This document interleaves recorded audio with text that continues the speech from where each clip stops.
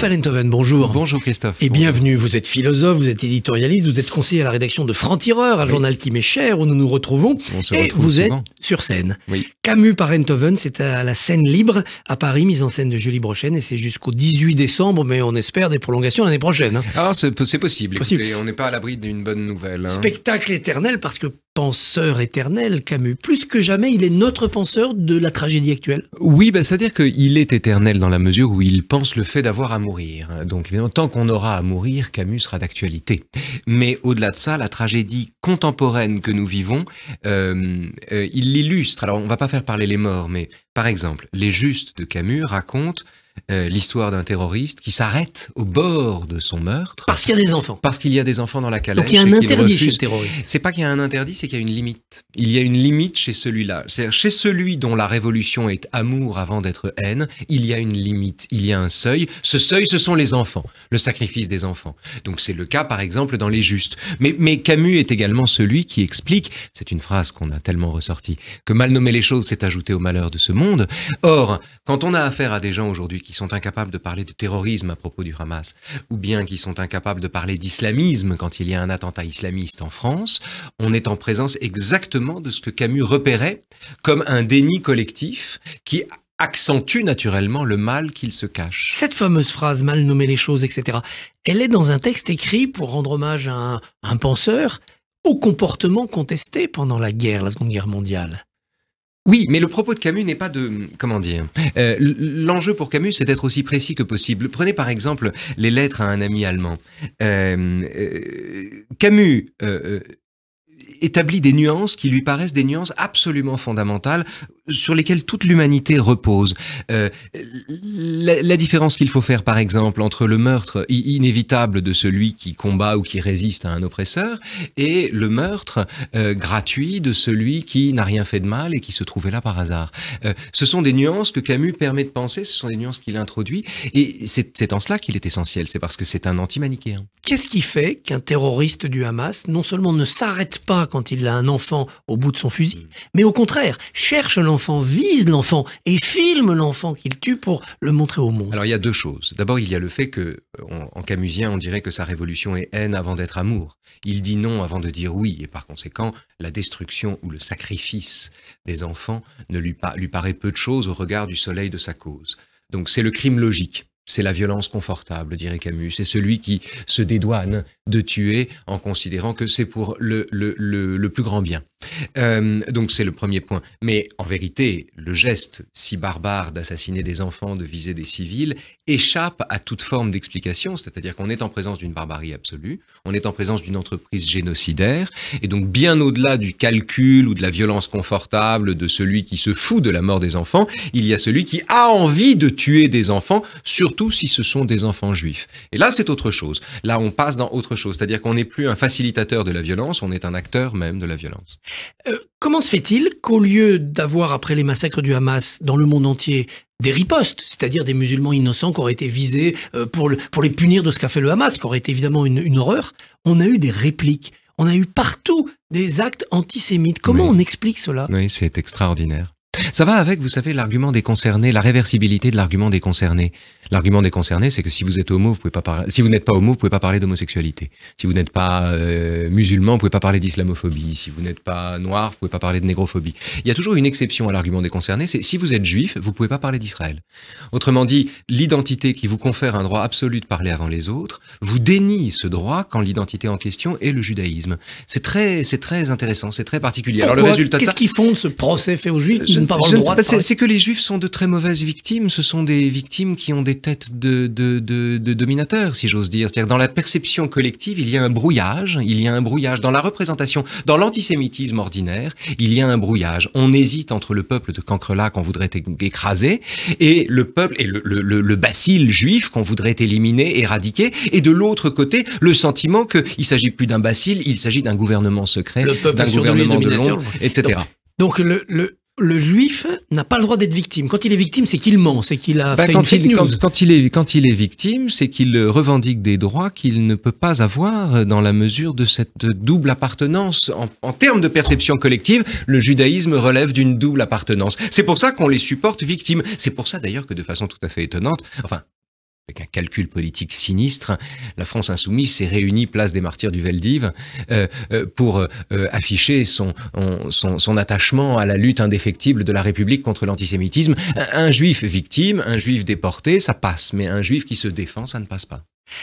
Que se passe-t-il dans les universités américaines quand on voit le wokisme qui mène à l'antisémitisme? À quel phénomène assiste-t-on? On assiste à c'est ce que vous disiez tout à l'heure, c'est-à-dire à une série de répliques en réponse à la catastrophe. La catastrophe du 7 octobre n'a pas provoqué un sentiment de solidarité mondiale envers les Juifs comme ça aurait dû être le cas, mais a libéré une détestation qui n'attendait qu'un prétexte ou qu'une occasion pour s'exprimer. Donc on est en présence d'un déferlement qui a été autorisé par une catastrophe liminaire. Au lieu de susciter de la sympathie, on a validé l'ambition exterminatrice de quantité de gens. Depuis toujours, on dit que l'antisionisme, c'est l'aubaine démocratique qui permet d'être démocratiquement antisémite. C'est la formule de Jean Kelevitch. Mais là, pour la première fois, on y assiste, c'est-à-dire qu'on assiste à une phase exterminatrice de cette haine, où il s'agit, pour le coup, d'éliminer celui que l'on tient pour un obstacle au bien. La différence, je veux juste dire ça, c'est la différence entre le Hamas et le nazisme. Il y a plusieurs différences. Le nazisme tentait de cacher ses crimes, le Hamas veut les montrer. Mais il y a une autre, et les négationnistes ne sont pas de même nature. Qu'est-ce que cherche le Hamas en montrant les images des massacres? Il filmait le massacre. Pourquoi? Pour faire des émules partout, dans une sorte de jeu vidéo mondial? C'est la même logique. C'est de la même façon qu'une catastrophe a suscité des vocations et a libéré une haine au lieu, au contraire, de la comprimer. Eh bien, de la même manière, montrer ces images, c'est susciter des vocations. Et c'est effectivement un bon calcul, parce que montrer ces images, c'est susciter des vocations. Reste que une telle démonstration s'oppose, par exemple, au négationnisme qui entoure toute ambition génocidaire. Donc il y a des gens qui arrachent les affiches d'enfants otages à la même vitesse que le Hamas lui-même publie ses propres vidéos et ses propres exactions. L'arrachage d'affiches sur nos murs, oui, en Occident, par des gens très bien qui passent dans la rue. Oui. Cet arrachage d'affiches, c'est ce négationnisme, non, il n'y a pas eu de massacre, on nous ment, ou bien c'est nier même aux otages le droit d'exister. C'est plutôt ça. C'est la porosité de la nature humaine au mal absolu dont témoigne l'arrachage de ces affiches. D'abord par le caractère ordinaire des arracheurs d'affiches. Les arracheurs d'affiches sont comme vous et moi, sont des gens, ils sont chômeurs, chefs d'entreprise, professeurs, ils passent avec leur attaché-case, ils arrachent une affiche, ça les distrait, ça les détend, ça leur fait plaisir. Il faut noter que bien souvent, les gens qui arrachent les affiches prennent soin de déchirer l'affiche avant de l'arracher, c'est-à-dire l'arrachent en deux temps, ce qui est une façon symboliquement de lacérer le corps en question, le corps de l'otage. Donc il y a là une haine, l'expression d'une haine pure qui alors. Enfin, il y a d'abord l'expression d'un négationnisme qui est un peu pris au dépourvu, par tant de preuves de ce qu'on voudrait dissimuler. Donc, pris au dépourvu, il ne peut qu'arracher les affiches. Il n'a pas le temps de construire un argumentaire ou une rhétorique. Il faut arracher à toute blinde les affiches. Cachez-moi cet otage que je ne saurais voir. Et puis, justement, il y a un deuxième point qui, à mon avis, est plus profond que ça, c'est le déni. C'est-à-dire que les gens qui arrachent ces affiches de leurs propres yeux, ne veulent pas les voir eux-mêmes. C'est à eux-mêmes qu'ils se cachent la chose. Et donc, c'est la raison pour laquelle bien nombre d'entre eux, quand on les interpelle alors qu'ils arrachent les affiches, répondent par un silence obstiné. Et c'est ce silence qui devrait nous interpeller, parce que c'est là qu'il se passe quelque chose. Le type qui fait ça sait qu'il fait quelque chose d'impardonnable, et il a besoin de l'écrin du silence pour le faire.